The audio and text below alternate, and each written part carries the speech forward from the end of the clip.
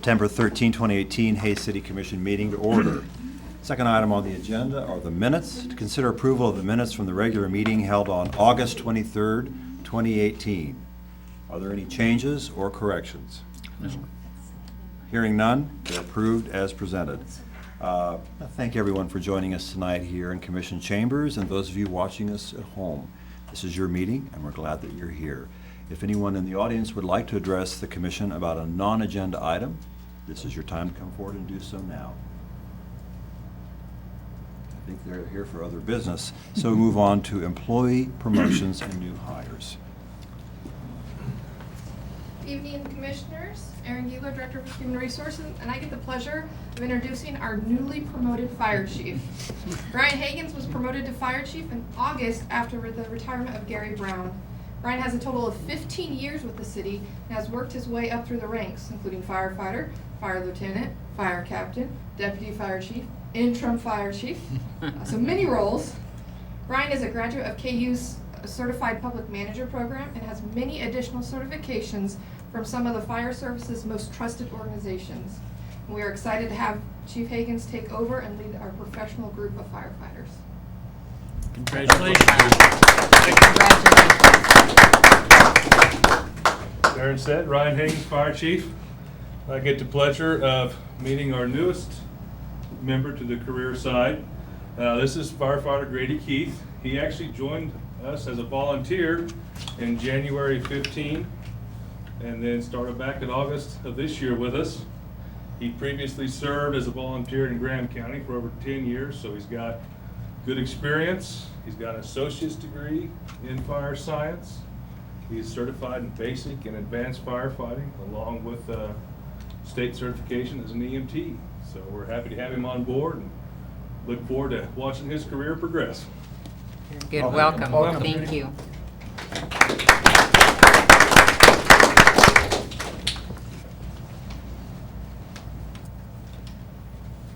Good evening, Carolyn McCollum-Scantlin, Hayes Communications Center. It is my privilege this evening to introduce to you our newest employee. This is Skylar Augustine. He started with us on September 5th, so he is a brand new employee. Skylar's a Hayes native, and he's a second-generation Hayes employee. His father, Kevin, has been in the service department for several years. Skylar is a graduate of Fort Hays State University with a degree in psychology, and he has some additional hours after that, so I think he's quite well qualified for some of the things he'll be doing in there. We're delighted to have him, and I think Skylar will be a fine addition to our department. Welcome, Skylar. I have to tell you, I figured that was who your dad was. I was looking at One of the and mom with the big smile. Good evening, Commissioners. Jeff Chrisman, Director of Water Resources. Tonight I have two gentlemen to introduce to you. First of all, as a promotion, this is Lance Kerner. Lance is with our Water Resources Department. He's a plant operator 2. Was a plant operator 1. Lance began his career with the city at the service division about 6 years ago in October. He recently took his certification class 3 with KDHE and passed, and that got him his promotion to plant operator 2.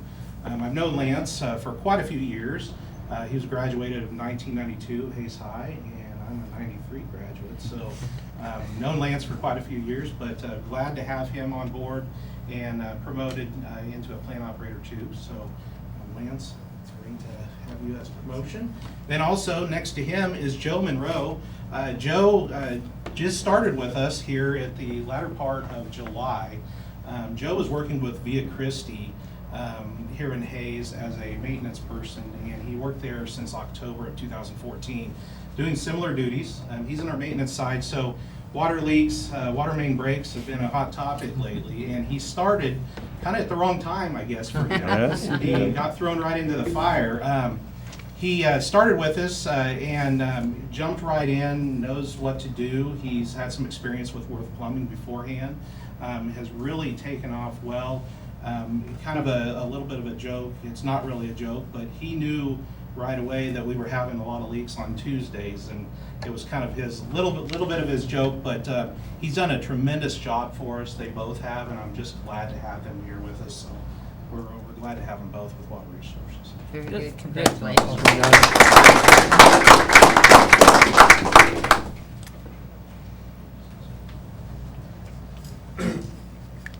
Good evening, Commissioners. My name is Don Shiver, Chief of Police for the Hayes Police Department. Tonight it's my pleasure to introduce you our two newest police officers for the police department. On my left is Trevor Williamson. Trevor comes to us from Goodland, Kansas, where he was Assistant Chief of Police in Goodland.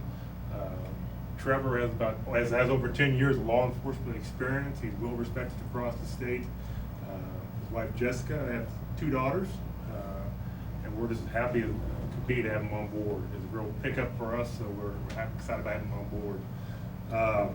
Next to him, Mackenzie Smith. This is the second tour of duty for Mackenzie. Mackenzie originally graduated from Hayes High School. After that, he joined the Marine Corps for 4 years, then he came to work for the Hayes Police Department.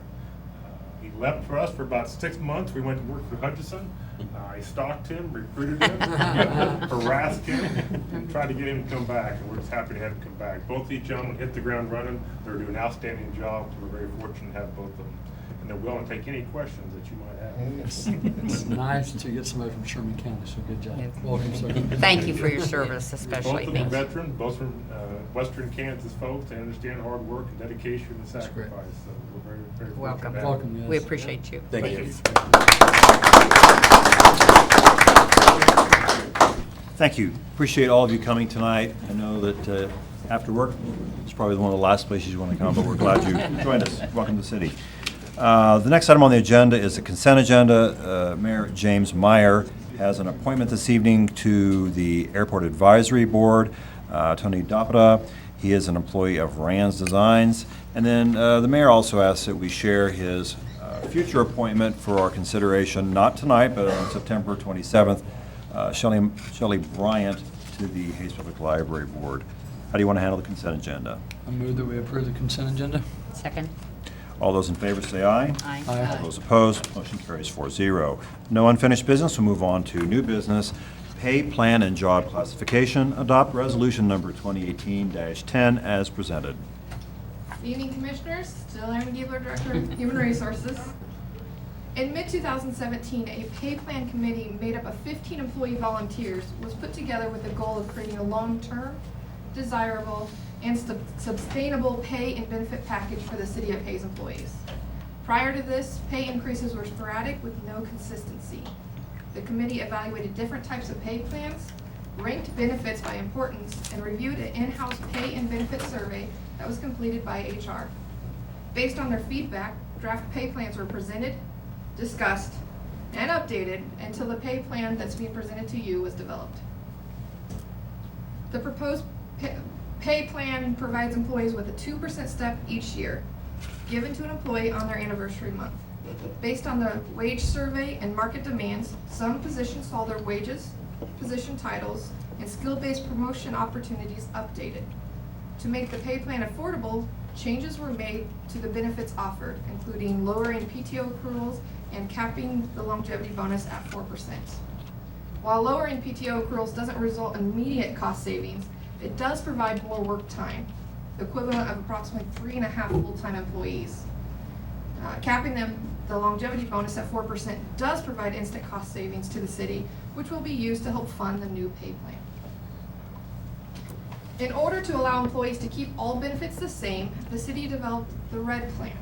This allows current employees to keep all their benefits the same, but in return, they are provided with lower wages and lower earning potential. Current employees would be given a one-time choice to elect the RED plan. All employees who do not elect the RED plan and all employees hired after the start of payroll year 2019 will be placed in the blue plan, which has the change in benefits with higher wages and earning potentials. So current employees really get to make the choice of more cash or more benefits. This shows the benefits of each pay side by side. So as you can see, the PTO accruals are lower on the blue plan, and longevity also caps at 4% instead of the 7% that's on the red plan. In your packet, the full proposal was given to you. That full proposal does not fit up on this screen, so I just put a few of them so we can all be looking at the same thing. The red plan would begin with the red wages and continue through the purple wages. The blue plan begins with the purple wages and continues through the blue wages. As you can see, the starting wages and cap out amount is about 6% higher on the blue plan. Last week you asked me how the wages were determined. The blue plan's starting wages were determined by the results of the survey completed by HR, as well as taking into account what positions are hard to fill, what has a higher demand, and the city's unique structure. By comparing ourselves to other organizations to determine starting wages, we also had to compare benefits as it is part of the total compensation, which is why the city staff is recommending lowering PTO and longevity for employees on the blue plan.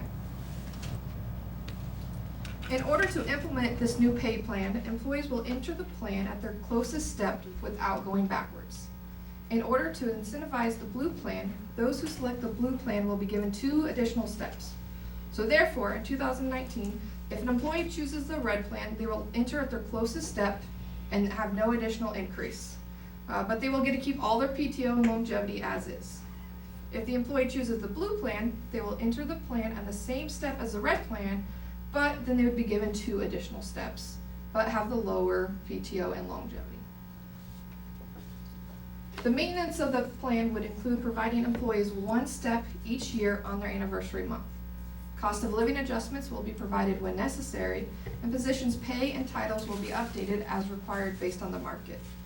All changes will be included as part of the annual budget for commission approval. The cost to implement this new pay plan will be $353,605, with $212,866 of the cost being general fund dollars. Future years would cost approximately $200,000, with $130,000 being paid out of the general fund. Staff recommends adopting the pay plan and job classification resolution, which includes implementation of the attached new pay plan with the first payroll of 2019, and this is the action staff is requesting. Mr. Chairman, I move we adopt Resolution 2018-010 as presented. I'll second. Any discussion? I think you've done a great job putting it together, and more than that, a great job explaining it. I felt like I really understood it, and I appreciate that. Thank you. How many employees approximately, have they determined which plan they're going to? And if so, how many are staying? They haven't determined yet, because until we get the approval from you guys, we haven't done that. But we will be providing them with the sheet that basically shows over the next 20 years, if you choose this plan or this plan, and this would be the difference in the 2 plans, so they have a side-by-side. I do see most of them taking the blue plan, but there will be a few who do choose the red plan. And the red plan will probably be better for short-term people that are gonna be retiring in. The red plan is better for the ones who's been here so long that by this position, by the positions being changed, may be capped out, and it's right, they still get their 7% longevity. So they're gonna choose. There's 5 of those people who I would tell them, don't choose a blue plan because it's not gonna be beneficial to you. Thank you. That's what I thought I Right, remembered. and You most said of there them were are close those to that retirement. you would recommend that they Right. not move. Yes. Very good. What I like about it, and I said this last week, it seems like we have a plan going forward. It's not just year to year, and it's something that's sustainable for future commissioners and for the community. So I appreciate all the work you've done and everybody that worked on it with you. So thank you. I think the one thing, and I know the one thing that this resolves, and Commissioner Melick was here, when we went from vacation and sick leave and personal day and vacation day and funeral day, oh, it was crazy. It was a difficult transition from that to paid time off, or PTO. And one of the unintended consequences of that was that we gave too much paid time off. And so we have to fund that. And what this does is it converts that to dollars, and we just fund it as we go, rather than having an unfunded liability going forward. So I like that and appreciate the work. Everybody, this is open to everybody except the city manager. He removed himself from that, is that correct? City manager will go based on your contract, whatever Okay. contract that you give them. Okay. Right, and I have no intention of attempting to move to the blue plan. I'm not putting the commission in a position to give me that big of a raise. So I'm just gonna stay where I'm at. I just for the public's, That's a very good knowledge. point. That's a very Yes. good point. And I, applaud Toby for doing that, because he's up front with all of us on that, including the public, so. Yeah. Any other discussion? Call for the vote. All those in favor say aye. Aye. All those opposed? Motion carries 4-0. Thank you. Thank you, Aaron. Go home. Number 7, vehicle abatement, 612 East 7th Street. Approve resolution 2018-11 to abate the vehicle located in the property at 612 East 7th Street 10 days after the approval date. Good evening, Jesse Roy, Director of Public Works. I've got a handful of items for you tonight. The first one being the vehicle abatement at 612 East 7th. There's an inoperable vehicle located on this property. It's been there for quite some time. As usual, we've done all required notifications to the property owner and the tenant, since this is a rental property. And as of today, there still has been no attempt by either the owner or the tenant to remove the vehicle. Here's a couple pictures of the video, of the vehicle. It's obviously been in this state for quite some time. It does have an expired tag and appears inoperable otherwise. So your options on this, as we typically do vehicle abatements, would be to approve the resolution as requested, allowing us to abate the vehicle and remove it from the property, or give us other direction. If you choose to move forward, this would be action requested. I'll move that we approve resolution number 2018-011 to abate the vehicle located on the property at 612 East 7th Street 10 days after approval date. I'll second. Any discussion? Quick question, do we only do these abatements when there's a complaint brought, or do we initiate them ourselves often?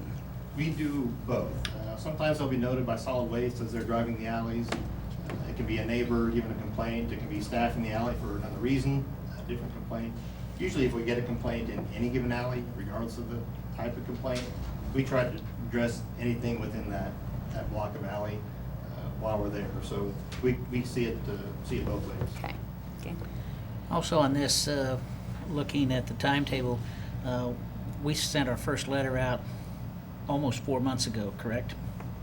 I believe it was It was May, late May. Yeah, May. so almost 4 months ago. So they have had plenty of time to do something with this. They have had time, and like I said, we've had no response, and that's not uncommon when we have a landlord-tenant matter such as this one, where the landlord knows we'll remove it. They typically won't take action, and the tenant's been unresponsive, so Some of these have been initiated by the landlord. Yes. we've had those as well, correct. Because the landlord can't have it removed without them being in a legal pickle. They have to go through a kind of a complex process to do that, to confiscate it or to forfeit it, that kind of thing. So actually, we're probably doing the landlord. It's easier for them to have favor. us do it. Have you do it Right. now? Right. Even though there's a cost. So. Any other discussion? All those in favor, say aye. Aye. All those opposed, motion carries 4-0. Automated refuse trucks, award of bid. Okay, as we spoke about last week, we are in the process of trying to get an award bid for purchase of 3 new automated refuse trucks. This here is actually a picture of our current 2008 model truck. The current trucks were put into service in late 2007. And to date, they have about between 60 and 70,000 miles on them and just around 13,000 hours. Industry standard for this type of truck and this kind of service is between 6 and 8 years typically. While they have been good for the most part, the last couple of years has been rough. Lots of service issues with the trucks. We had intended on keeping them in service for 10 years when we purchased them, and they've been in service for just over 11 years currently. On August 14th, staff opened bids for the new trucks. We had 12 total bids, with 7 of those being qualifying bids. And I do want to mention that, as we talked about last week, and as you know, one of the 3 existing trucks was actually involved in an accident recently, which resulted in that truck not being available for a trade-in. This occurred after the bid, so we'll actually have 2 trucks to trade in. And I believe Director of Finance Kim Rupp has a little bit of information on the insurance claim on that 3rd vehicle. So as you're aware, we're part of the insurance pool, Midwest Public Risk. They've determined that the vehicle is totaled. This is a large dollar item ticket. item, so our policy allows for replacement costs instead of just actual cash value. They've determined that replacement cost on this is $90,000. So we'll get that less our $1,000 deductible. So we are down to 2 trades. Our coverage also allows for loss use, and so once they've located a truck, that loss use will help lease a truck for us to replace that, because as mentioned later, I think it's about a 180-day turnaround here for the new truck. So that's it turned out as good as it can be expected. Should have tipped the other 2 over. I was gonna say. I wouldn't have said it, John. Now, are they gonna go down to Dickworth and get one of these to borrow for a while? or- You haven't found one they haven't found one for us yet. Not yet. We did hear about a lead on one today, so we'll be exploring that here over the next week or so, and we've got a couple different dealers watching for one for us, so hopefully we'll find one soon that will work for us, and we can put in service as a backup. So the lowest qualified bid was from local bidder, Dune & Peterbilt and Hayes, with the amount of $673,076, and this is after the trade-in to the trucks at $35,000 apiece. Here's a bid tab of the qualifying bids, and this has been adjusted to show the trade-in of just the 2 trucks rather than the 3 as originally bid. And as I mentioned last week, we are pleased with the bids, and not only the dollar number of the bids, but the number of bids received as well. Either of those is not typical. So here's a picture, a similar picture of what our truck will look like. However, ours will be a single axle rather than the tandem as this one is. Our current trucks are a single axle. The Packer body will have the same capacity as the existing trucks, which is a 24-yard. A couple things I want to point out is the arm or the claw design that actually picks up the poly parts. This will have 3 points of pickup. As you can kind of see up here, 2 what I call fingers on one side, 1 on the other. Actually, it's said to have less pressure on the poly cards, so we tend to hopefully have less breakage of the poly cards from squeezing some of the heavy parts. Also, I want to note that the arm reach will be 12 feet rather than 8 feet. So this will allow us to actually pull up beside a vehicle that might be on the street when we have street pickup, which we do for some of the services, and actually reach beyond a car rather than the driver having to get out and move the poly card to a place where he can pick it up. And last, I want to mention that the pickup arm is frame mounted on the new trucks rather than body mounted. This is something new that wasn't available 11 years ago when we purchased our current trucks. And this, again, makes the whole operation and the process of tipping the carts much more stable, and you have much less movement and rocking of the body. We will be paying cash for these trucks. Money has been put into reserves since the trucks were first purchased. The same will happen as far as money being put into reserves once these trucks are purchased, so we have the money for replacement when time comes for these. As you can see in the screen, the budget we had set aside and approved in the 2018 budget was $780,000, so we're just over $100,000 below budget amount. So your options be to accept the bid from Dune & Peterbilt, reject all bids, or direct staff to another option. And we would obviously request that you approve the bid as submitted.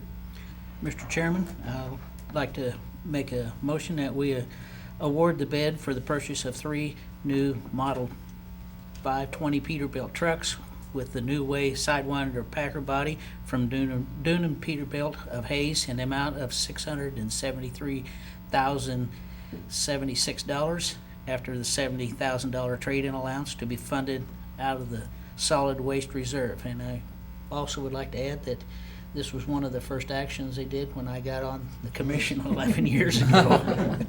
I'll second. Okay. That's funny. Any discussion? Ron, you'll have to come back in 11 years to buy the next one. Call for the vote. All those in favor say aye. Aye. All those opposed, motion carries 4-0. West 27th Street Asphalt Overlay, Thunderbird, Inglewood. Okay, my last item tonight, and I have to say I appreciate you getting this item on at the last minute. Staff, Service Division staff out of Public Works is planning on doing an Asphalt Overlay on West 27th Street from Thunderbird to Inglewood. The stretch west of this area from Thunderbird to the bypass was done by the county 3 weeks ago or so, 2 to 3 weeks ago.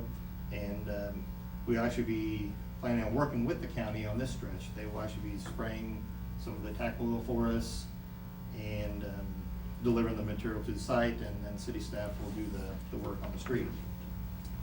So as I mentioned, this will be an in-house job. We are not contracting this out. It's approximately 1,100 feet of street there we'll be doing at the cost of approximately $30,000. Like I say, it was about $25,000 or a little better materials, and a little bit of county labor for applying the tack oil and material delivery. There was some pothole and some edge work done a couple weeks ago on the street. We feel the base is adequate, and we can get much more service life with a simple overlay of this area and extend the life of that portion of the street. So on this item, we'd ask that you approve the purchase of materials so that staff, Service Division Public Works staff can do this work. And if approved tonight, it's actually going to happen tomorrow morning. Everything just fell into place, so pending commission approval, this stretch should be done, or started just after 8 and should be complete by noon tomorrow. Mr. Chairman, I move that we approve the purchase of materials necessary for the in-house application of an asphalt cold mix overlay at West 27th Street from Thunderbird to Inglewood at the cost of approximately $30,000. Second. Motion's on the floor. Any other discussion? We're all happy we're getting it done. Yes. Yes, we are. From Inglewood to Thunderbird, the other way around. Call for the vote. All those in favor say aye. Aye. All those opposed, motion carries 4-0. All right, thank you. Thank you, Thank you, Jesse. Jesse. Butch, come forward, please. 2018 sanitary sewer line cleaning and inspection awarded bid. Authorize the city manager to enter into account with ProPipe to perform light cleaning and video inspection in amount not to exceed $150,000 refunded from the repairs and maintenance line item, water reclamation and reuse. Good evening, Commissioners. Jeff Crispin, Director of Water Resources. Tonight I have 2 items to present to you. On this first one, I do have a little bit of an updated slide from last week, so we will have a little bit of an update for you. The Department of Water Resources budgets each year to clean and inspect sewer mains to ensure proper operation and maintenance of the collection system. The city received 5 proposals from the 2018 for the 2018 program, with a low bid coming from Professional Pipe Services in the amount of 91 cents a linear foot for light cleaning, and that is for 8-inch, 10-inch, and 12-inch pipe. These 3 sizes account for 93% of the pipe to be cleaned for this project. Typically, you see light cleaning is what is performed, and then a later slide, I'll show you how we perform from 2013 all the way up to 2017. Overall, the bid from ProPipe totals $97,838 to perform light cleaning of almost 106,000 linear feet of sewer line. Staff expects that there will be some medium and heavy cleaning performed in certain areas of the project, but that will not be known until the lines are cleaned. This is a picture of a typical sewer jet truck. Problems that can occur due to a lack of sewer cleaning include sewer backups, manhole overflows, public exposure to raw sewage, and regulatory fines. The department does do emergency sewer backup removal and cleans certain problem lines on a biannual basis, and this is known as our, and can remove routes, and this is known as our maintenance route that we perform on a biannual basis. The Department of Water Resources previously contracted with these companies: Mayor Specialty Services from 2013 to 2015, ProPipe in 2016, Infotrack in 2017, to clean 20 miles of line each year. So our goal is basically to do 1/6 of our lines every single year, and 2018 will be our 6th year of this program. This is your what a typical cleaning nozzle looks like. The nozzle is pushed with a jet of water from manhole to manhole, and debris are collected at one manhole and disposed of at the wastewater treatment plant. So what we don't want is we don't want any of that debris going down the line and actually stopping at another location. So that is collected and taken to the treatment facility. The camera inspection can be done at the same time as the cleaning, or it can be done right after that. To give you an idea of what the difference is between light, medium, and heavy cleaning, light cleaning is just 1 pass with that nozzle. 2 to 4 passes would be medium cleaning, and 5 and more passes would be heavy cleaning. Video inspection is also a requirement as part of our cleaning contract. This helps provide early detection of flaws and will allow for repairs before catastrophic failure. From the years 2013 when we started to 2017, we have notated any abandonments, and that's where an area where a camera could not get through. So if a camera was going up from one side and they notice there's an abandonment, they will go from the other side to try to get through, and they would notate that on their report. Cracks, holes, tree root clogs were found when performing this procedure. We use this information to adjust our maintenance routes as well as make decisions on any repairs for our sewer line system. This is the project for 2018. Some of the areas of the south of 41st Street, which are kind of in this area right here, are a little bit of a repeat from 2013. We're starting those areas over. The areas of 43rd and 45th up here that are, this part is being reconstructed north of Walmart right now, and the area just to the south, we should be able to at least clean this, the south portion, but the north portion we'll have to see where we're at within that project in order to be able to clean that line. We may have to come back. But also there are some other parts to this down here on the southern portion and over on Highway 40 that we will be cleaning as part of this project, roughly about 19 to 20 miles for 2018. This is the bid tab that I showed you last week. There are 4 familiar companies and 1 new company to Hayes. HydroClean. ProPipe is from Denver, Colorado. We used ProPipe in 2016. They were excellent to work with. Mayer, which we are familiar with Mayer, they're from Goddard. UMC is from Wichita. Midlands is from Kearney, Nebraska. And HydroClean, as I mentioned, they are from Des Moines, Iowa. As I stated, the total base bid from ProPipe for light cleaning, which is 1 pass, for that 105,000 linear feet is just under $98,000. And you can see that. Basically, that was that price right there. Like I said, light cleaning typically accounts for the majority of the cleaning in the system. ProPipe can also do other things such as tap intrusion removals if those are notated when they are working through the system. This is that new slide that I was talking about. Here's the cleaning history of the last 5 years. Historically, when there is there has been additional medium or heavy cleaning, we have spent more than the base price. So what I wanted to show you here is this slide basically shows us all, obviously, our years. This is the total linear feet by year for the project. This is the cost that we paid per year. I get that off there so you can actually see. This was the light cleaning cost for the project. And then I notated whether or not we had medium or heavy cleaning that year. So this goes all the way to 2017. But historically, as you can see, for example, if you look in 2017, we had a total linear feet of 105,000 linear feet, but our actual cost was about $98,000. So at 50 cents a linear foot, you're actually roughly around $50,000, but our medium and our heavy costs ended up costing us a little bit more than just the base price. So that's why due to our history of spending additional funds for medium and heavy cleaning beyond the base, we are asking to be authorized to spend up to the budgeted amount.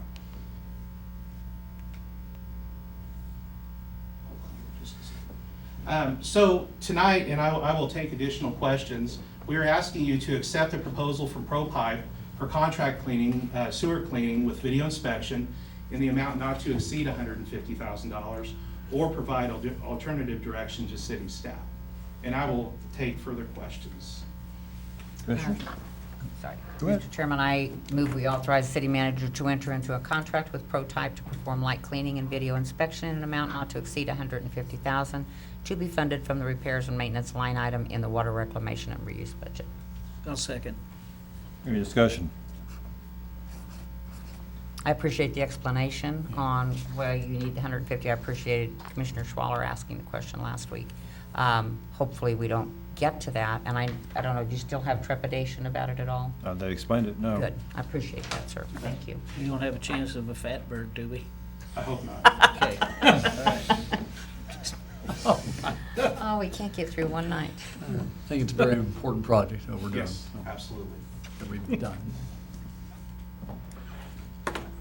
Seeing no other discussion, call for the vote. All those in favor say aye. Aye. All those opposed, motion carries 4-0. 2018 Manhole Rehabilitation Program Award of Bid. All right, good evening again, Commissioners. Jeff Crispin, Director of Water Resources. Manholes in the sanitary sewer system are degrading due to the following reasons, just to name a few: hydrogen sulfide, loose materials, debris, oil and grease, loss of mortar and brick manholes, concrete failure, physical damage, infiltration and inflow, and erosion. Why are manholes important? They allow access to sanitary sewer systems for cleaning and maintenance. Failure can block the line and cause overflows. The city does not have equipment to deal with deep failures. Sometimes those failures could happen at 20 foot deep. And people and vehicles can be harmed due to a collapse. Concrete failure, this is a picture of what we would be looking at in some of those issues. Obviously, you can see that the concrete is failing on this manhole, and then also the iron ring and the manhole cover itself, the lid itself, can fail, and that could cause water to infiltrate into the system, and that is not good. This is a before picture of a manhole that needs rehabilitation, and this is a picture of one that was in our system. And this is a picture that was taken after that it was rehabbed. The project involves removal of loose material and relining with a minimum of 1 inch thick fiber reinforced cement-like material. Restoration of a smooth surface for any missing brick or similar voids, such as concrete.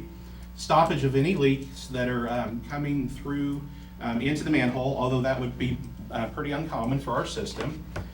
Throughout this project, no sewers would be out of service. We wouldn't have to do any bypassing, so the sewer would remain in service.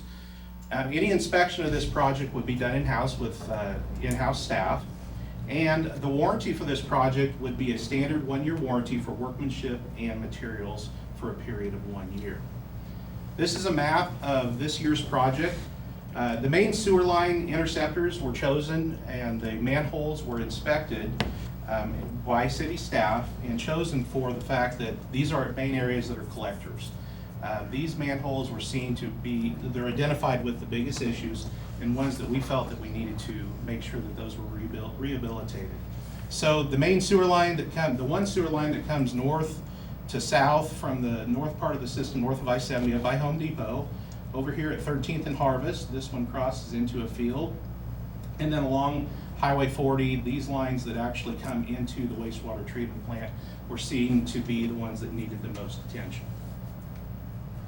And I do have 4 pictures of some ones. These are some ones that were up by I-70 that needed quite a bit of work. And there was one that was a kind of a picture taken from a different angle, but you can see there's a lot of work that needs to be done to the sides of some of those. That was a little bit different shot. And then there's quite a bit of degradation on the sides of those manholes. Staff issued an RFP for manhole rehab and 4 contractors responded. UMC also was one of the contractors that responded to our sewer line cleaning RFP. They're of Wichita. They were the most favorable bid. Their work is seen to be favorable. References were obtained. The project manager for UMC has been very responsive to further questions. Too much uncertainty was seen in HydroClean's bid. There was too much of a range to narrow down to get to a good bid. UMC's mobilization cost was the least expensive.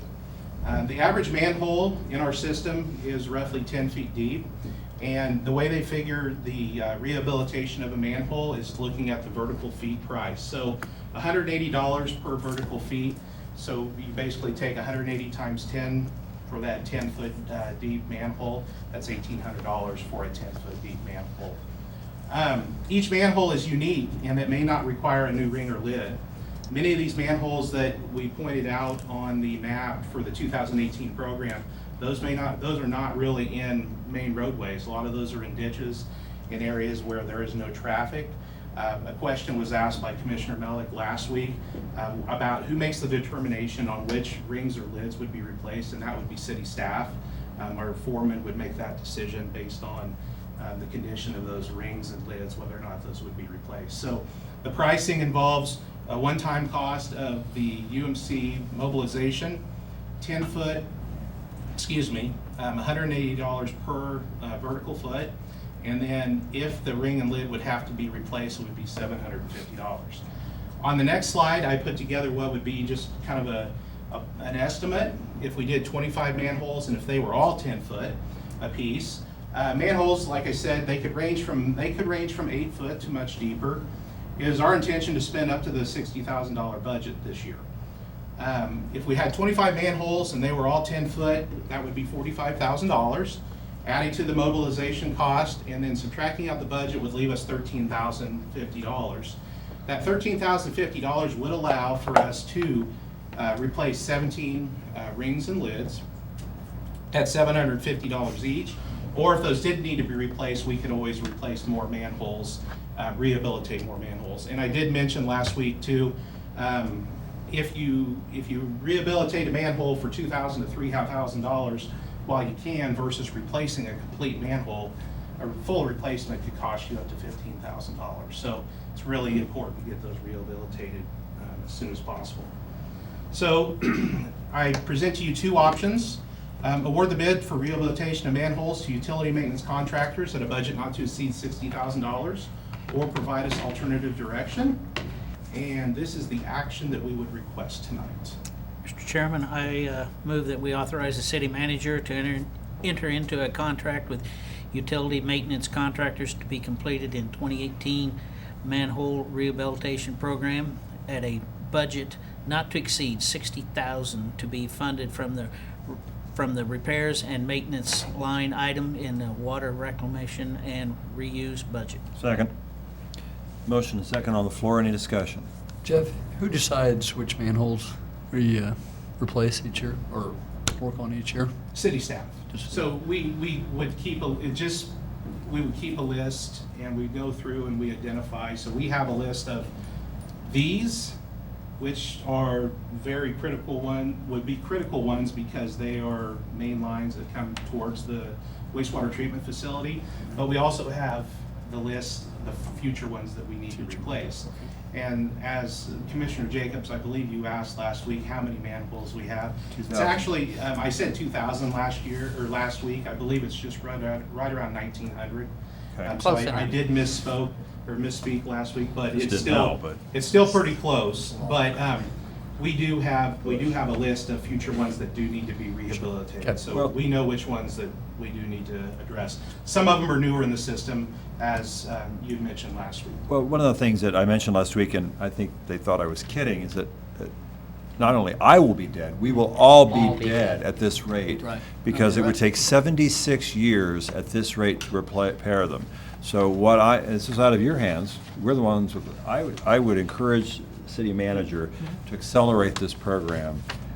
We know that these have not been maintained, most of it ever since they've been installed, and the liability is huge to the city. I think we should accelerate this. You're absolutely right, and I think what we've demonstrated is we might be able, since it's all coming from the same funding source, we might be able to pare back a little bit on the cleaning, assuming good bids. Right. And shift some of that money over to manhole rehab and still overall budget the same amount and get the same amount of work done on the cleaning side. We also have healthy reserves in that account though, too. Mhm. And so another Right. $50,000 is not going to hurt us. No, you're right.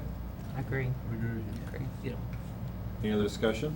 Call for the vote. All those in favor say aye. Aye. Those opposed, 4-0. Thank you, Mr. Chrisman. Thank you. Pulling for you. Commissioner inquiries and comments. Commissioner Mellick? I have nothing this evening. Commissioner Jacobs? I just wanted to take a minute to recognize the fact that this is kind of an exciting week in our community for Fort Hays State University. We're actually inaugurating the 10th president of Fort Hays State University tomorrow morning, Dr. Tisa Mason. I'd just formally like to welcome Dr. Mason and her husband Bill to the community and wish her the very best as she continues her tenure in that role. Earlier this evening, on behalf of Mayor James Meyer, it's hard to say Mayor Meyer, Mayor James Meyer did sign a proclamation recognizing and declaring a Constitution Week in the city of Hays from the 17th to the 23rd. 1787, 231 years ago, the framers of the Constitution met and began putting together this critical document. It's really important that as citizens of this nation, we understand and the rights and the responsibilities we have under the Constitution. It is an incredible document. And up to that point, it was the first of its kind. I know we hear that a lot today, but it was very revolutionary to grant the citizens of the country rights. And it's a very durable document. Appreciate that group bringing that forward tonight. Staff, anything? We're adjourned.